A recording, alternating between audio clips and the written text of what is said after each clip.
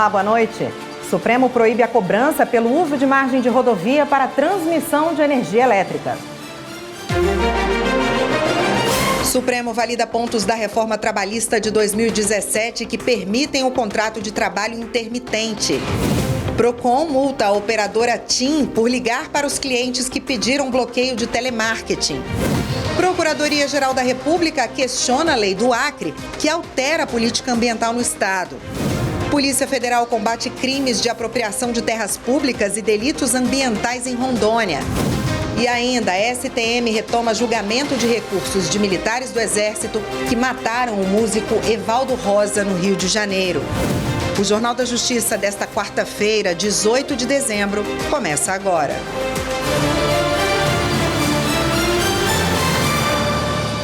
O Supremo Tribunal Federal anulou a decisão do Tribunal de Justiça do Acre, que determinou a alocação de verbas para a obra de saneamento básico na capital Rio Branco. O entendimento da primeira turma é que não compete ao Poder Judiciário interferir em matéria de orçamento. A repórter Evne Araújo tem os detalhes. O caso começou em uma ação civil pública do Ministério Público do Acre. O MP alegava omissão do município de Rio Branco, do Estado e do Departamento Estadual de Água e Saneamento, que não teriam providenciado a substituição e a adequação da rede de drenagem e esgoto. Em primeira e em segunda instâncias, foi determinado que o poder público colocasse em previsão orçamentária a verba para a execução dos serviços. O município e o Estado recorreram ao Supremo Tribunal Federal. Em julgamento na primeira turma, a decisão foi anulada. Segundo os ministros, o Poder Judiciário interferiu indevidamente nas competências do Executivo e Legislativo local. Não há previsão constitucional, na minha compreensão, para interferência do Poder Judiciário em matéria orçamentária, porque, inclusive, aqui não só houve a determinação, como também houve a determinação para que houvesse a dotação orçamentária correspondente. Esse Supremo Tribunal Federal já decidiu várias vezes, inclusive em relação ao Judiciário, ao Ministério Público, que tem autonomia financeira, que remetam o seu orçamento, remetam a sua proposta orçamentária ao Executivo, o Executivo elabora, pode cortar aqui e ali e remete ao Legislativo. E por maioria, a Suprema Corte vetou a cobrança por uso de margem de rodovia para transmissão de energia elétrica. Quem explica essa decisão é Viviane Novaes. O caso trata da cobrança das concessionárias de rodovias às empresas de energia elétrica que instalam redes de transmissão na chamada faixa de domínio. É a área de terra ao longo da estrada destinada à segurança, manutenção e funcionamento da via. As companhias de energia elétrica alegam que usam a faixa de domínio para evitar desapropriações que aumentariam o custo do serviço. A cobrança de tarifas como receita alternativa está prevista numa lei federal de 1995 sobre a concessão e permissão da prestação de serviços públicos, mas por 8-3, o Supremo Tribunal Federal entendeu que as concessionárias de rodovias não podem cobrar pelo uso da faixa de domínio. No julgamento, prevaleceu o voto do ministro Nunes Marques. O ministro disse que, embora haja previsão pela oneração na utilização de infraestrutura noutros serviços públicos, a implantação das faixas de domínio não implica altos custos, não havendo razão para a cobrança em face da prestação de serviços que beneficiam toda a coletividade. Afirmou também que a jurisprudência do Supremo Tribunal Federal evoluiu para não permitir a cobrança pelo uso das faixas marginais de rodovias, em virtude da alocação de equipamentos necessários à prestação do serviço público de interesse coletivo. Para Nunes Marques, a cobrança é inconstitucional porque viola a competência privativa da União para legislar sobre energia elétrica. E também em sessão virtual, os ministros do STF confirmaram pontos da reforma trabalhista de 2017 que permitem o chamado contrato de trabalho intermitente. Acompanhe na reportagem de Rossini Gomes. O contrato intermitente prevê que o trabalhador seja chamado conforme a necessidade do empregador, com aviso prévio. O pagamento é feito pelas horas trabalhadas, sem salário fixo nos períodos de inatividade. A modalidade garante direitos como férias, 13º salário e FGTS, proporcionais ao tempo trabalhado. A regra vale para todas as categorias, exceto aeronautas, regidos por legislação própria. O relator, ministro Nunes Marques, defendeu que o contrato intermitente não elimina direitos e protege trabalhadores da informalidade. Segundo ele, essa forma de contratação assegura direitos como repouso remunerado, contribuições previdenciárias e salário-hora igual ou maior que o mínimo. Marques afirmou que o modelo reduz o desemprego, permitindo que empresas contratem por demanda e trabalhadores negociem serviços mais vantajosos. Embora o contrato tradicional ofereça mais segurança, o intermitente amplia a proteção social de quem atua sem contrato. Os ministros Edson Fachin, Carmen Lúcia e a ministra aposentada Rosa Weber votaram contra. Fachin destacou que a imprevisibilidade do contrato intermitente fragiliza o trabalhador e aumenta a sua vulnerabilidade social. A decisão envolveu 4 ações diretas de inconstitucionalidade apresentadas por sindicatos de trabalhadores dos setores de combustíveis, telecomunicações e indústria. 2 ações questionam no Supremo normas do Acre que modificam a política ambiental no estado. Uma delas foi apresentada pela PGR e a outra pelo Partido Verde. Carolina Chaves tem os detalhes. As ações questionam as 2 leis acreanas, a que prevê a concessão automática do título de domínio definitivo de florestas públicas a particulares depois de 10 anos de uso autorizado pelo poder público. E a segunda lei que simplifica ou dispensa a necessidade de licença para atividades com impacto ao meio ambiente, como limpeza de terrenos, implantação de vias marginais e pavimentação asfáltica. De acordo com a PGR, os trechos flexibilizam a política ambiental do Acre, contrariando normas editadas pela União. Já o Partido Verde, um dos autores da ação, as novas normas do Acre não têm respaldo técnico e jurídico adequado para vigorar. A relatoria das ações é do ministro Nunes Marques. Veja a seguir, Procon multa a operadora TIM por ligar para clientes que pediram bloqueio do telemarketing. E ainda hoje, as informações sobre o julgamento dos recursos de militares do Exército acusados de matar o músico Evaldo Costa no Rio de Janeiro.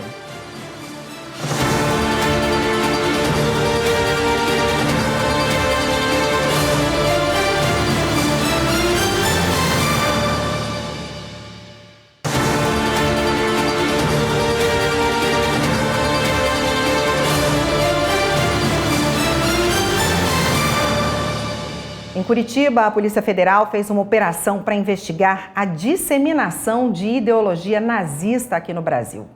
Fabiano Bonfim. Durante o cumprimento de mandado de busca e apreensão em Almirante Tamandaré, na região metropolitana de Curitiba, foram encontrados materiais de apologia ao nazismo, como discos, bandeiras e outros artefatos. O investigado é suspeito de usar as redes sociais para propagar discursos de ódio e comercializar itens de propaganda nazista. Foi verificado que o indivíduo que foi alvo da operação de hoje era um dos principais articuladores, que organizava alguns desses grupos e atuava diretamente na venda desse tipo de material. Ele poderá responder por apologia ao nazismo. As investigações continuam e a Polícia Federal busca identificar possíveis conexões com outros grupos extremistas.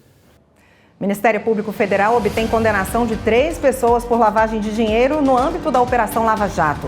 Procon multa a empresa TIM por ligar para clientes que pediram bloqueio do telemarketing.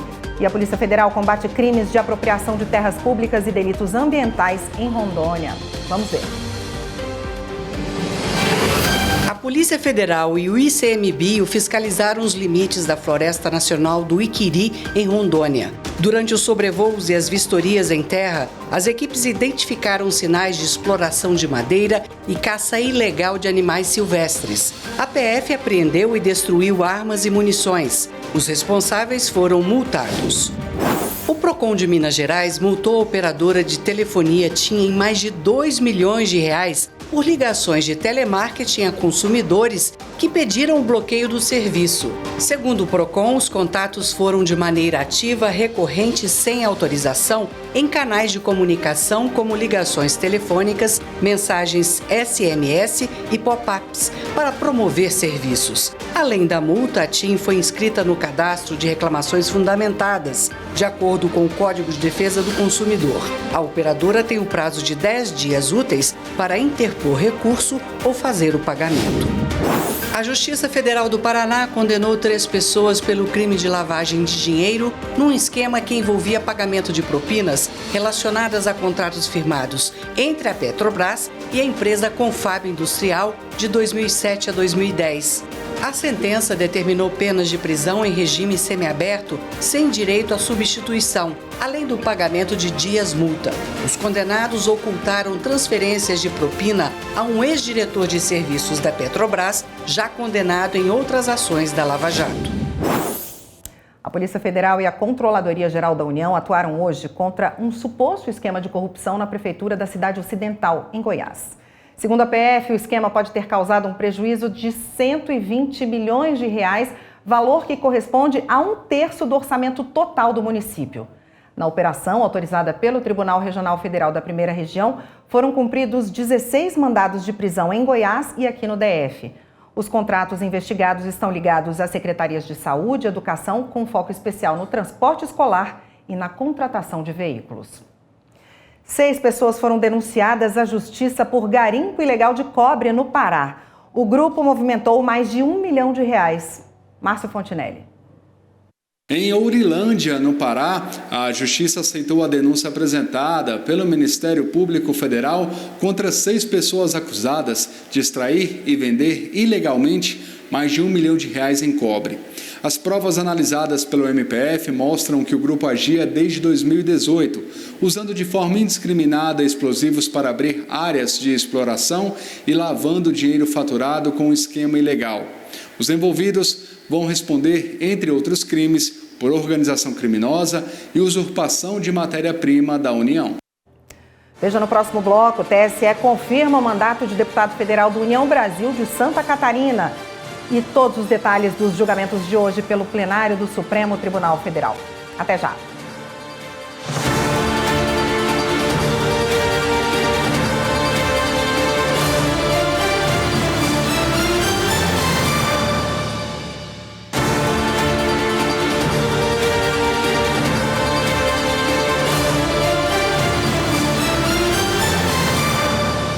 O Supremo voltou a analisar ações que discutem a necessidade de ordem judicial para que provedores de internet removam conteúdos irregulares publicados por usuários nas plataformas. Um pedido de vista do ministro André Mendonça suspendeu o julgamento do caso. Quem tem os detalhes é a repórter Marta Ferreira. Na prática, os ministros decidem se as plataformas devem excluir conteúdos postados pelos usuários sem ordem judicial. Isso porque o artigo 19 do Marco Civil da Internet prevê que as plataformas só podem ser responsabilizadas caso não removam a postagem ilegal depois de uma ordem judicial. O Supremo decide se esse dispositivo é ou não constitucional. O julgamento começou no dia 27 de novembro. Até então, votaram os ministros Dias Toffoli e Luiz Fux, relatores dos recursos em análise. Os dois votaram pela inconstitucionalidade do artigo. Toffoli entende que uma notificação extrajudicial seria, em regra, suficiente para a ação das plataformas. Já Fux propôs que as empresas sejam obrigadas a remover conteúdos assim que forem notificadas pelo interessado, sem necessidade da ordem judicial. O julgamento foi retomado com o voto vista do presidente do STF, ministro Luiz Roberto Barroso, que concorda com alguns pontos dos votos anteriores, mas chegou a conclusões diferentes em relação a outros.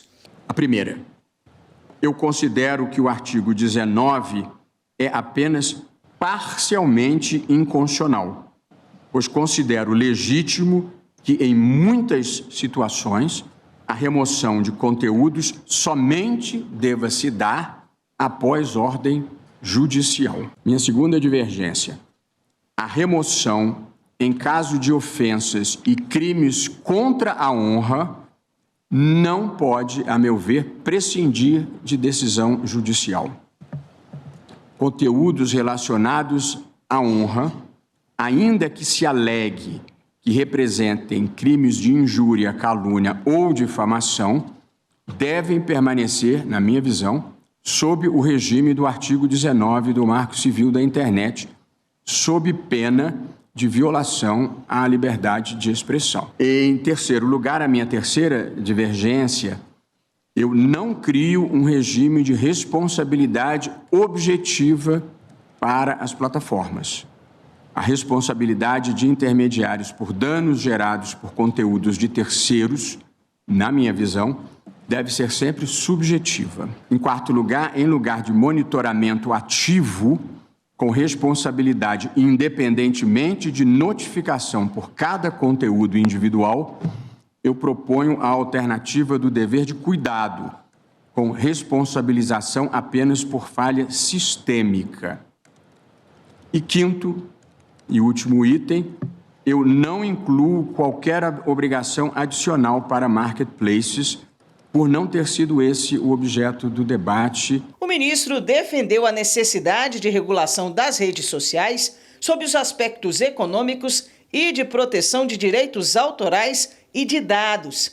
Também chamou a atenção para o espaço da imprensa atualmente. Para além de ser um business privado, uma atividade privada, os meios de comunicação tradicionais, a imprensa, ela tem um papel de interesse público muito relevante, que é a criação de um conjunto de fatos objetivos e checados sobre os quais as pessoas formam as suas diferentes opiniões. Mas formam as suas opiniões sobre fatos compartilhados, sobre fatos comuns, que todos podem concordar. O que tem acontecido no mundo com uma certa perda de espaço da imprensa tradicional é que essas tribos passaram a criar as suas próprias narrativas e passaram a criar as suas próprias realidades fáticas, que com muita frequência são realidades ficcionais. E aí passa-se a utilizar a mentira deliberada como estratégia de atuação política e a repetição incansável da mentira. Assim, Barroso divergiu em parte sobre a responsabilização das plataformas e provedores de internet por publicações de usuários. Faço o apelo ao legislador para que ele proveja esta situação, disciplinando e criando o órgão próprio que vai ter este papel de monitoramento e eventual sancionamento dos comportamentos indevidos.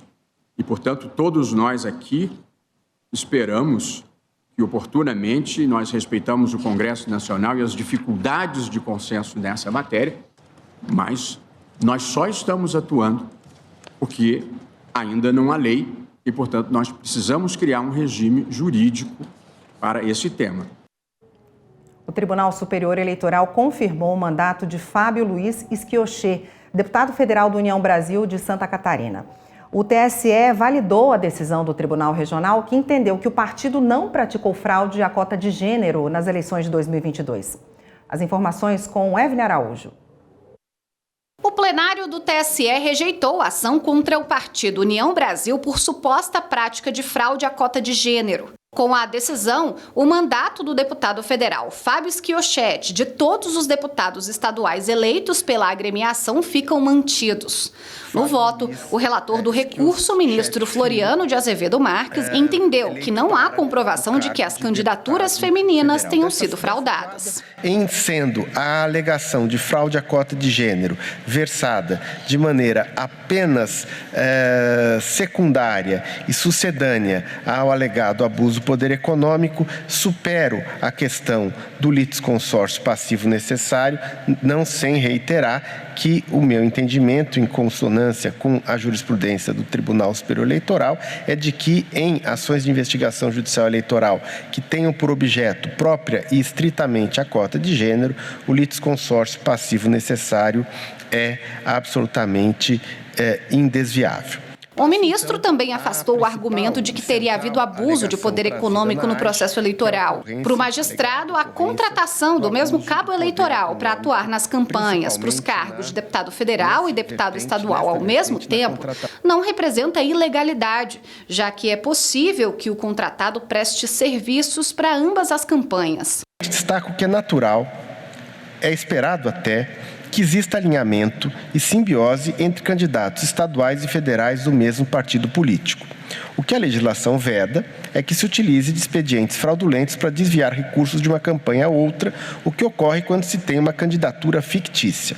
Conforme já afirmado desde o início, há aproveitamento recíproco entre candidaturas estadual e federal dentro de um mesmo partido político, quando estas candidaturas optam por fazer campanha na conhecida e chamada dobradinha. Com relação à alegação de fraude na distribuição de recursos a candidatos negros e pardos, Floriano de Azevedo Marques também disse que não há indícios de ilicitudes, uma vez que os candidatos receberam significativas quantias para as campanhas. Todos os ministros do TSE acompanharam o voto do relator. O plenário do TRF da Primeira Região, aqui em Brasília, se reuniu para condecorar a mais nova desembargadora da Corte, Rosimeire Gonçalves de Carvalho. Ela recebeu o colar do Mérito Judiciário ministro Nelson Hungria, que é concedido aos magistrados que passam a ser desembargadores. Repórter Ana Paula Souza. A nova desembargadora federal, Rosimeire Gonçalves de Carvalho, foi empossada administrativamente no cargo em 14 de novembro, após ser indicada por merecimento. Com isso, faltava apenas a sessão solene de outorga do colar do Mérito Judiciário, ministro Nelson Hungria, que é concedido aos magistrados que chegam ao cargo de desembargador e desembargadora federal do TRF da Primeira Região. Rosimeire entrou no sistema de justiça como promotora e há mais de 25 anos atua como magistrada no TRF1. Ela vai atuar na 9ª turma e na primeira sessão, com as matérias de direito previdenciário e administrativo. Para ela, o principal desafio é imprimir celeridade aos julgamentos dos processos. No momento, assim, o que está me mobilizando é uma triagem do acervo, são 15 mil processos, eu falo são 15 mil vidas esperando justiça, né? Alguns há muitos anos. Então, meu compromisso agora é abreviar esse tempo do processo e levar a prestação judicial para nós, as pessoas que aguardam, e sei bem, com muita ansiedade, por uma solução do conflito. O Superior Tribunal Militar voltou a julgar recursos dos 8 militares do Exército que mataram o músico Evaldo Rosa e o catador de material reciclado Luciano Macedo. Eles foram mortos em abril de 2019 no Rio de Janeiro. Mais de 250 tiros foram disparados contra os dois. Os detalhes com o repórter Pablo Lemos. Os advogados dos réus pedem que a sentença seja alterada e que os policiais sejam absolvidos por legítima defesa. A alegação é de que os militares agiram se defendendo de bandidos e que outra atitude seria impossível. Em abril de 2019, o carro do músico Evaldo dos Santos Rosa foi alvo de 257 tiros durante uma operação do Exército em Guadalupe, na zona norte do Rio de Janeiro. Mais de 80 disparos atingiram o veículo. O músico estava com mais 4 pessoas, incluindo a esposa e o filho, que não ficaram feridos. Outra vítima foi o catador de materiais recicláveis, Luciano Macedo, que tentava prestar socorro, mas acabou fuzilado. Em 2021, a Justiça Militar já havia condenado os policiais apenas entre 28 e 31 anos de prisão. O julgamento do recurso da defesa no Superior Tribunal Militar começou em fevereiro deste ano. 2 votos foram para reduzir as penas: o do relator, ministro Carlos Augusto Amaral Oliveira, e o do ministro José Coelho Ferreira. Hoje, a família de Evaldo acompanhou o julgamento. Ele foi retomado com o voto da ministra Maria Elizabeth Guimarães, que vai presidir o STM a partir do ano que vem. Durante o voto, ela destacou por diversas vezes que houve racismo por parte dos militares. Pessoas negras, ao mesmo tempo em que estão mais suscetíveis a serem alvo de violências e violações variadas a seus direitos, encontram maiores dificuldades para serem reconhecidas política e institucionalmente como vítimas. Tal situação amplia ainda mais a sua vulnerabilidade social, conformando um ciclo vicioso que se retroalimenta em direção à progressiva precarização da condição de vida desse grupo. O julgamento ainda está em andamento e não há data definida para terminar. No total, 15 ministros vão apresentar os votos. Enquanto isso, os militares do Exército seguem em liberdade até a conclusão da análise do recurso da defesa pelo Superior Tribunal Militar. A seguir, a gente fala sobre o programa de regularização fundiária de Alagoas. E a gente mostra também a luta pela demarcação de terras no Vale do Mucuri, em Minas Gerais, que conta com o apoio de servidores da Justiça Federal. Até já.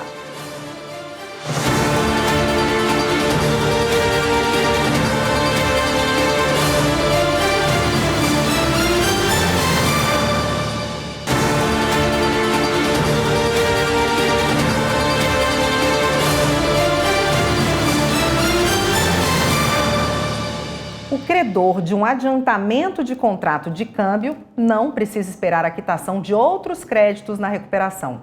A decisão é da terceira turma do Superior Tribunal de Justiça. Repórter Michele Chiapa.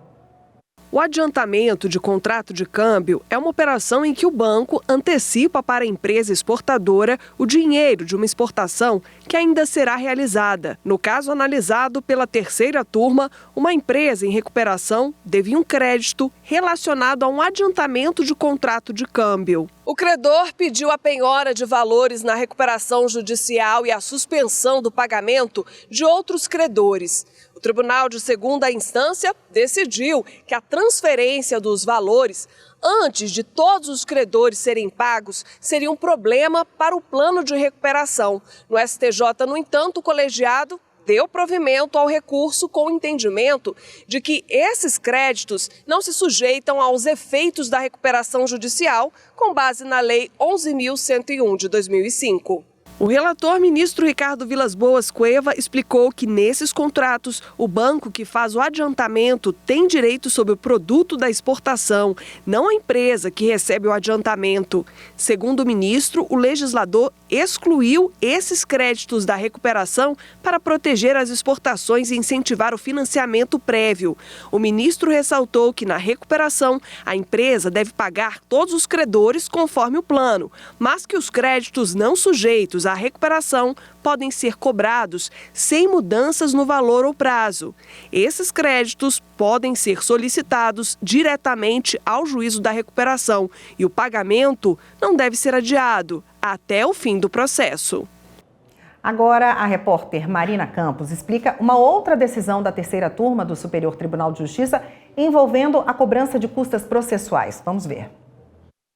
De acordo com o colegiado, a exigência do pagamento de custas processuais seria inadequada, uma vez que o embargado nem sequer foi citado nos autos. E o embargante, por outro lado, teve seu patrimônio restringido de forma indevida. Na origem do caso, a desistência da penhora na ação principal levou o juízo de primeiro grau a extinguir os embargos de terceiro, impondo ao embargante a obrigação de arcar com as custas processuais sem arbitramento de honorários advocatícios.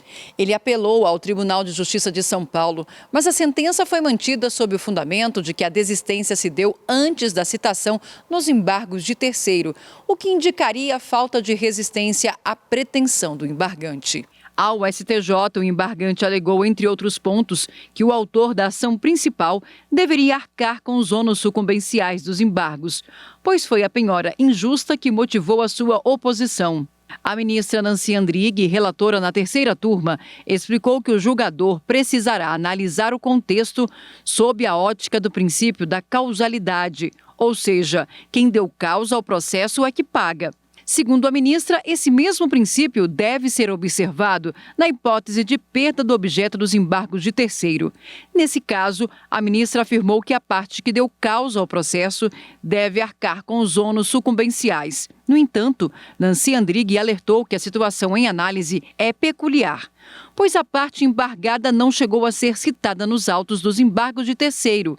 Concluiu ao dar parcial provimento ao recurso especial. O programa de regularização fundiária do Poder Judiciário beneficiou 145 famílias do município de Capela, em Alagoas. Em clima de festa, os moradores receberam as escrituras das casas. Quem mostra pra gente é Lídia Lemos. Os olhos atentos de Dona Maria Aparecida são para o documento que tanto sonhou em receber há mais de 40 anos. Quem é a dona dessa casa? Maria Aparecida dos Santos Gonçalves. Quem é ela? Sou eu. A aposentada agora é legalmente dona da casa onde mora com os filhos e netos. Ela não esconde a felicidade em viver esse momento. Estou muito emocionada, viu?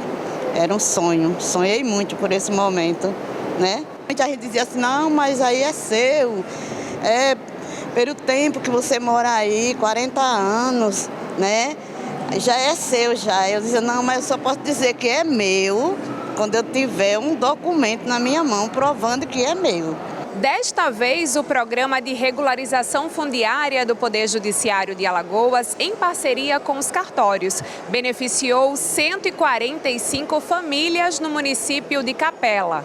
Isso é uma ação fantástica, poder propiciar a entrega de títulos de propriedade para 145 famílias. O prefeito Adelmo Calheiros destaca a relevância da regularização dos imóveis para os moradores da cidade. Dessa vez agora tem uma coisa mais satisfatória, que foi de um povoado chamado Santa Efigênia, que é de 26 quilômetros daqui, onde lá pertencia antigamente à igreja, e a gente regularizou os imóveis de lá, dando a documentação, que ninguém tinha documentação, dando a documentação de suas casas, seus imóveis, para os moradores da Santa Efigênia, do povoado de Santa Efigênia. Isso é muito bom. E no Vale do Mucuri, em Minas Gerais, a aldeia Escola Floresta passa a cultura de geração em geração enquanto luta pela demarcação de terras. Esse trabalho conta com o apoio de servidores da Justiça Federal. Vamos conferir na reportagem de Vera Carpes. Em meio à vegetação castigada pela seca no Vale do Mucuri, a aldeia Escola Floresta se destaca como um espaço de aprendizado e resistência. Aqui, 87 famílias do povo Machacali vivem e cultivam sua cultura, sua língua e sua espiritualidade. Com a presença da Justiça Federal, o sonho de um futuro mais justo e de cura para a terra ganha força nesta comunidade. Na aldeia escola, o ensino é feito primeiro na língua Machacali. Crianças e jovens aprendem até os 15 anos em seu idioma materno, preservando sua identidade e fortalecendo a cultura do seu povo. A professora Sueli explica a importância deste processo. Às vezes estuda aqui mesmo, tem a pessoa que faz a tradução do português, porque a preocupação de nós, né, manter nossa língua e nossa cultura também viva, né? Atualmente as aulas são na floresta. O povo Machacali reivindica do governo de Minas Gerais a construção de uma escola. Para o povo Machacali, a terra e a floresta não são apenas lugares de moradia, mas espaços sagrados. O líder Isael conta a situação em que eles encontraram a terra quando chegaram nesta aldeia.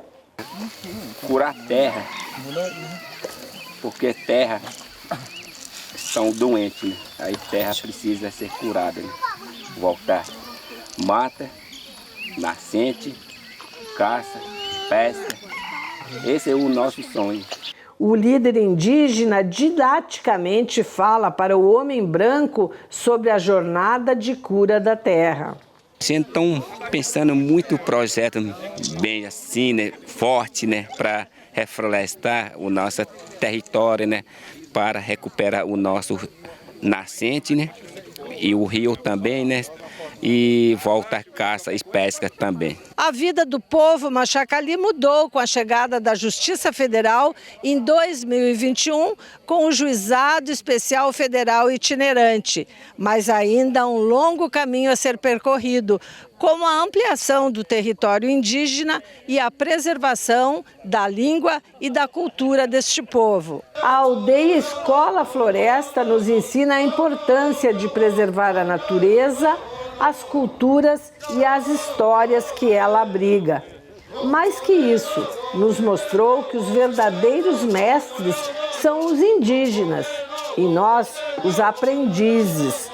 O futuro dos Machacalis reflete o sonho de um Brasil mais justo e inclusivo. O projeto Nosso Judiciário do Tribunal de Justiça de Mato Grosso encerrou as atividades do ano com uma palestra para estudantes do ensino fundamental. Repórter Carlos Celestino.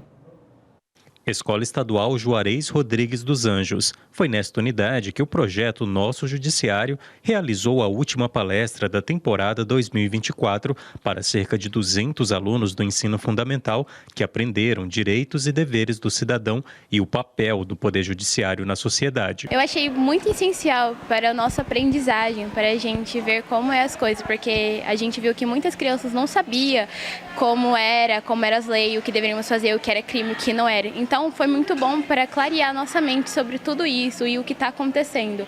Eu mesma aprendi muita coisa com isso. Eu acho muito importante a gente aprender desde cedo sobre a justiça, sobre quais são os nossos direitos e aprender como que funciona isso, porque quando a gente crescer isso vai ser importante no futuro. A diretora da escola destaca que essa proximidade dos alunos com a justiça é uma importante ferramenta que contribui com o processo de ensino dos estudantes. É de grande importância, né, o pessoal do judiciário vir apresentar o que os alunos podem, o que não podem, o que é vedado para eles. E a partir das palestras, eu tenho certeza que eles vão fazer a mudança de comportamento, até mesmo dentro da sala e dentro da família. Em 2024, o projeto Nosso Judiciário visitou 16 escolas e levou conhecimento sobre o judiciário para mais de 3 mil alunos. Em 10 anos de projeto, atingiu mais de 33 mil alunos com palestras e muitas informações sobre a justiça e cidadania. E isso foi muito bom, esclareceu muitas perguntas minhas, esclareceu bastante dúvidas minhas sobre coisas que eu nem sabia que era para fazer, né? E foi legal essa palestra, achei essencial para nós todos. O Judiciário do Rio Grande do Sul conta agora com uma vara regional do meio ambiente lá em Porto Alegre. O ministro Herman Benjamin, presidente do Superior Tribunal de Justiça, participou da inauguração. E a repórter Paula Marcon acompanhou. Magistrados, integrantes da administração do TJRS, servidores e autoridades estiveram presentes no ato de instalação da nova unidade judicial e também prestigiaram a presença do ministro e presidente do Superior Tribunal de Justiça, Herman Benjamin, uma referência mundial em direito ambiental. A nova unidade terá competência para processar e julgar matérias ambientais, criminais e da fazenda pública, ficando excluída de sua competência os processos do Juizado Especial Criminal, Juizado Especial da Fazenda Pública e as cartas precatórias. 35 comarcas serão atendidas pela Vara Regional do Meio Ambiente. De certa forma, unifica e estabelece uma política jurisdicional especializada numa área tão necessária e tão crítica no nosso país e que já vem há muito tempo sem respostas institucionais. As esperanças que os gaúchos têm em relação a esta vara, eu não tenho dúvida, serão atendidas. E esta vara regional é apenas a primeira. Também não tenho dúvida que em pouco tempo nós estaremos vendo a criação de outras varas regionais, quiçá uma vara para o Rio Taquari, que foi um dos principais causadores deste grande desastre climático e ambiental, mas também econômico. Enfim, é uma experiência acumulada e uma ideia nova, mas que não para por aqui. A seguir, Fórum de Cuiabá mostra um jeito criativo de conscientizar sobre violência doméstica. E uma reportagem especial conta como a Justiça do Trabalho tem se mantido vigilante às decisões da Corte Interamericana de Direitos Humanos.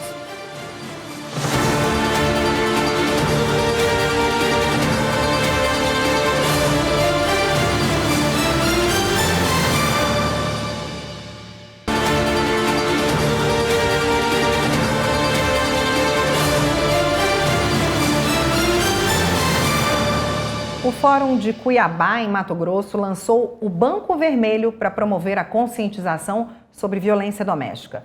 Veja na reportagem de Eli Cristina Azevedo. Para promover a conscientização sobre a violência doméstica, o Fórum de Cuiabá lançou o Banco Vermelho, que integra a campanha Feminicídio Zero, da Secretaria Municipal da Mulher, em parceria com o Instituto Banco Vermelho. Locais públicos, rodoviária, a Universidade Federal de Mato Grosso, espaços onde tenha algum significado, tanto no enfrentamento à violência, como fluxo de pessoas, né, que estão passando por ele. Infelizmente, Mato Grosso é o primeiro estado em feminicídio por número de habitantes no país. Então é um número alarmante para nós trazer esse assunto de educar as nossas crianças, educar os nossos homens, educar as nossas mulheres também, né, de que elas têm que entender que elas não podem aceitar tudo e de que eles precisam entender que elas são seres humanos, não são objetos, não são propriedade de ninguém. Então, são questões óbvias, mas o óbvio também precisa ser dito. Localizado na frente do fórum, o banco de madeira tem mais de 4 metros de comprimento, traz frases de impacto contra a violência de gênero e um QR Code que dá acesso a várias informações. Atualmente, Cuiabá tem 10 bancos espalhados em espaços públicos. Esse banco vermelho em destaque, desse tamanho, vai trazer uma oportunidade, nem que seja 30 segundos, 1 minuto num dia, para um homem parar e pensar o que está acontecendo no mundo, o que está acontecendo na minha família, o que está acontecendo comigo, e isso sim é efetivo para a redução dos índices de criminalidade, principalmente ligados à violência doméstica. Agora, como os direitos humanos e o direito do trabalho estão conectados? Essa reportagem que a gente vai ver agora responde a essa pergunta e mostra que o tema ultrapassa barreiras nacionais. O repórter Rafael Silva destaca que a Justiça do Trabalho está atenta às decisões da Corte Interamericana de Direitos Humanos. Vamos conferir. Ana perdeu a única filha, de 14 anos. A menina trabalhava na fábrica clandestina de fogos de artifício que explodiu em Santo Antônio de Jesus, na Bahia, em 1998. Ela conta que desde que viu a adolescente sair para trabalhar, sem saber que aquele era o último contato entre as duas, passou a conviver com um aperto no coração. Minha filha foi e naquele momento minha filha não voltou mais, né? Que foi um momento trágico para mim, que até hoje eu sinto minhas dores, minhas revoltas. Ana também trabalhava no local com a filha. Ela lembra que na época 64 pessoas morreram e 6 ficaram gravemente feridas. Trabalhava mais de 200 pessoas, só que não morreu todo mundo, porque foi um dia de sexta-feira. Porque se fosse terça ou quarta, morria mais de 200 pessoas. Dos 64 mortos, 40 eram mulheres, que trabalhavam na informalidade. Entre elas, 4 grávidas e 19 meninas menores de idade. A pobreza estrutural obrigava mães e filhos a se unirem pela sobrevivência. O movimento 11 de dezembro foi criado em referência à data da tragédia e reúne vítimas e familiares da explosão em busca de justiça. Na verdade, eu não falo nenhum local de trabalho, eu falo lugar de escravidão. Fomos feitos de escravo lá em 1998. A fábrica de fogos de artifício funcionava em uma área de pasto, debaixo de tendas. A perícia técnica da Polícia Civil indicou que a explosão foi causada pela falta de segurança no armazenamento e na manipulação dos materiais. Essa tragédia exemplifica a vulnerabilidade de grande parte de trabalhadores e trabalhadoras. Outro exemplo é o caso da Fazenda Brasil Verde, em Sapucaia, no sul do Pará. Mais de 300 vítimas de trabalho escravo foram identificadas no local entre 1989 e 2002. Uma delas, atualmente com 63 anos, concedeu entrevista ao site do TST. Quando eu saí de lá, eu chorei muito em estar liberto, porque eu ficava numa vida sofrida, sofrendo, comendo mal, o barraco Red Lona vai todo nojento. Histórias diferentes, lutas iguais por justiça. Por omissão das autoridades brasileiras, inclusive na fiscalização, os casos foram parar na Comissão Interamericana de Direitos Humanos e posteriormente na Corte Interamericana de Direitos Humanos. O Brasil foi condenado em 2020 pela Corte Interamericana de Direitos Humanos no caso da fábrica de fogos. O país deveria cumprir 11 obrigações. Entre elas estão a continuidade do processo penal para julgar e punir os responsáveis pela tragédia, o prosseguimento das ações civis de indenização e a conclusão dos processos trabalhistas. Em 2018, a Justiça do Trabalho determinou o pagamento de R$ 1.800.000 em indenizações. O Tribunal Regional do Trabalho da Bahia também passou a desenvolver ações de capacitação para juízes e juízas sob a perspectiva dos direitos humanos e do direito internacional do trabalho. As fiscalizações também foram intensificadas. Na Justiça do Trabalho foi criada uma unidade específica para tratar do tema, a Assessoria de Promoção do Trabalho Decente e dos Direitos Humanos. A ASPRODEC tem a função de monitorar e fiscalizar decisões do Sistema Interamericano de Direitos Humanos, além de outras ações. Nós temos quase 20 projetos hoje vinculados ao Conselho Superior da Justiça do Trabalho que estão voltados a esse combate, né, ao trabalho escravo, ao tráfico de pessoas e proteção ao migrante, projetos que já estão se realizando este ano, 2024, de modo que é importante que o nosso poder judiciário esteja engajado nesse processo, preocupado, né, em realizar essas ações que procuram retirar essas pessoas dessa condição de absoluta precariedade econômica que as leva à condição de escravizados. E essa edição do Jornal da Justiça fica por aqui. Para você, uma excelente noite e até amanhã.